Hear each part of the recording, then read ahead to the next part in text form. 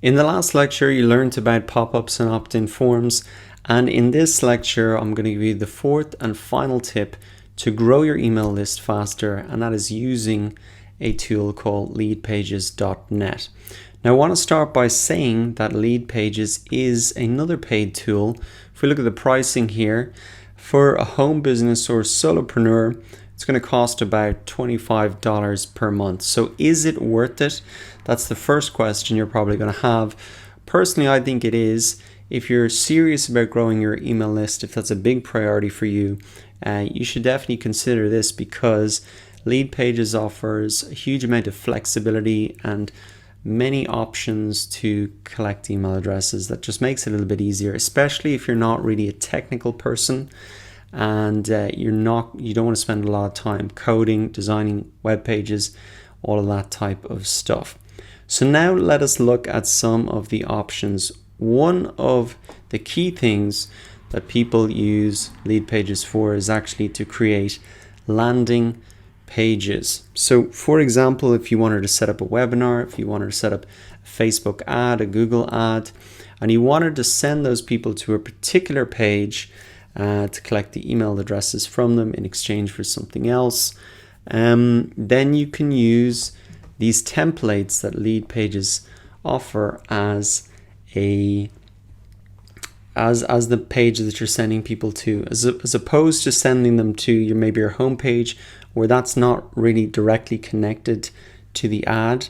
You can actually send them to a specific page, and as a result, you're probably going to get many more email signups or free trials, or whatever your goal is really going to be. Now, what I'm going to use this for in particular is, you can see that there's options here not only for, say, a webinar or a Facebook ad, but actually for your home page.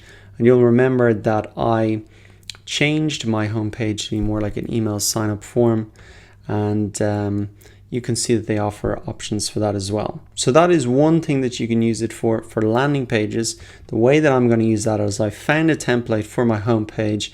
You can see that these are extremely easy to edit. You can add in background images, take them out, add in titles, take them out. It's a lot easier to edit these pages and make them to your liking than, say, coding it, especially if you're not a technical person. Now, once you make these pages, there are a couple of things that you'll need to do. One is that you need to integrate your email provider. So you can see here that if I click on this button, a little box is going to pop up for people. I've got essentially a lead magnet for them there, and I have integrated this with my here we go, my MailChimp account. So anybody who puts in their email address now is going to go on to my email list, which is fantastic. And you'll notice that here, the lead magnet, the bribe to subscribe, is essentially the same as I had it in the sidebar of my blog. But here it's really front and center, and they don't have to leave the page to really put in their email address, which is a big advantage because it makes the process a little more seamless. So the steps are really: design your page, integrate it with your MailChimp or email provider account. And there's one other thing that you'll want to do is actually make sure that you're tracking the visits to this page in Google Analytics. So you'll see at the top here, no matter what template you're using for what reason, there's going to be lead page options, tracking codes here. And what you want to do is, these boxes are normally both blank, but what I've done is I've come into my Google Analytics account, come to admin, tracking info, tracking code, and I've copied and pasted this into the second box here. You can put them in either, but the page might load a little bit faster if you've got it in the second box at the end of the page, essentially. So those are the integrations that you'll need to do, MailChimp and Google Analytics, because you want to make sure that you're tracking that properly. And then how do you get this onto your website? Well, once you've got it all designed as you want, you can come and press publish.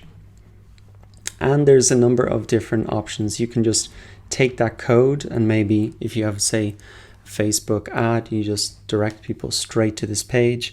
Or else, if you're using a WordPress site like me, you download this as a plugin, and it's essentially the same process as we've looked at before for downloading plugins, and then you just connect it with your Leadpages account. Select the page and really where you want it on your website. So that is what I'm going to do. I'm going to put this landing page on the front page of my website so that it's very clear what people should be doing when they arrive. They should be clicking on this box, and you can see now that I've got this set up. So this is my domain. This is what my landing page looks like. There's no links to any other pages on my website. It's just focused on this. Down the very end of the page now, they can come into the blog if they want, etc. But I'm trying to get people onto the mailing list. So that's one advantage of using Leadpages. Now, a second way to use Leadpages, which can help you build your email list faster, is to use what's called a lead box. Now, I haven't set one up yet, but I'm going to go to my personal website to really give you an example of this. So here I've got an article, and right down here you'll see that it says that there's a bonus PDF. Download 7 sample questions. So this is about the Google AdWords certification exam. So what is this essentially? This is a lead magnet, a bribe to subscribe that is specific to this article. So MailChimp is great because it gives you, say, a lead magnet that you can put across the whole site, so in the sidebar on the front page. But what this lead box does, it allows you to make a lead magnet specific to the article. And the reason that you want to do that is because more people are going to actually sign up. If they're coming to read this article on Google AdWords certification, they see they can get a bonus PDF specifically related to that, then there's a good chance that they're going to sign up. If they see get the first lesson free, they might go, well, I don't know what that first lesson is about, so I don't really want to sign up to it.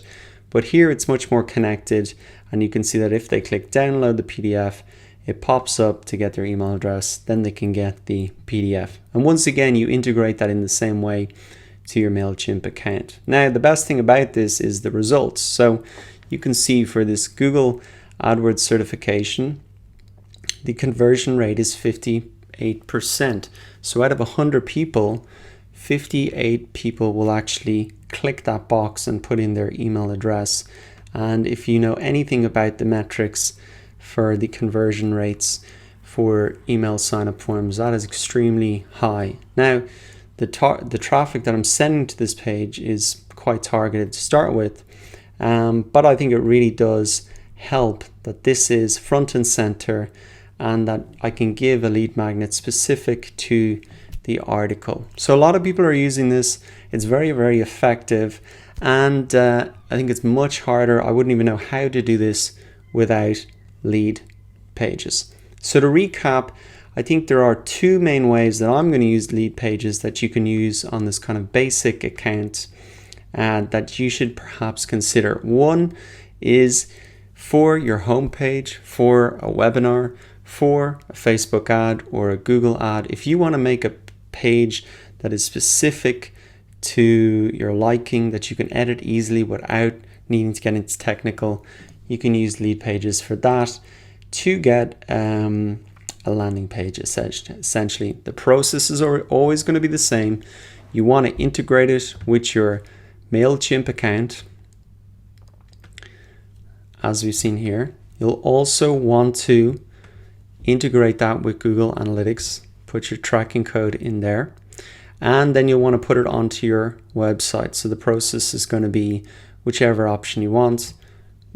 If you want to put it on a WordPress site, you just download the plugin and install that, connect it up, and it's pretty simple. Now, the other main way that's pretty exciting because the results are so fantastic is to use it like the lead box, to have a lead magnet specific to one page on your website. That can be an article. It could even be, say, if you have a toolbox page, people can download the PDF for the toolbox.